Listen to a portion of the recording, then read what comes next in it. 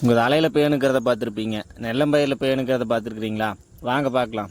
பார்த்தீங்கன்னா இதுக்கு என்ன சிம்டம்ஸ்ன்னு பார்த்தீங்கன்னா, நாற்று கருகி இருக்குது பாருங்க. இது மெயினாக நாத்தாங்காலில் தாங்க வரும். பாருங்கள், நாற்றுல நுனி கருகி இருக்குதுங்களா, அதை வச்சே கண்டுபிடிச்சிடலாங்க. இது வேறு பிரச்சனையும் நினச்சிக்காதீங்க. இது பார்த்தீங்கன்னா பேன் இருக்குங்காட்டி தாங்க இப்படி இருக்குது. இது என்ன பண்ணுங்கன்னா, இந்த பயிரில் இருக்கிற சாரெல்லாம் உறிஞ்சிருங்க. அதனால் இப்படி கருகிற மாதிரி வரும். இது எப்படி கண்டுபிடிக்கலான்னா, கையை நனைச்சுங்க, பயிர் மேலே தேய்ச்சின்னு வைங்க, மேலே கருப்பு கருப்பு ஒட்டிகிட்டு இருக்குங்க. பார்த்திங்கன்னா நம்ம வயலில் நம்ம மருந்து அடித்தங்காட்டி சரியாக போச்சு. பக்கத்து வயலில் பண்ணங்காட்டி பாருங்கள், கருப்பு கருப்பாக தெரியுதுங்களா? இதுதாங்க பேனு. இது பார்த்திங்கன்னா என்ன பண்ணணும் அப்படின்னா, இயற்கை விவசாயத்தில் பார்த்திங்கன்னா இதுங்க 3G கரைசல், இஞ்சி பூண்டு பச்சை மிளகா அது மாதிரி அடிக்கலாங்க.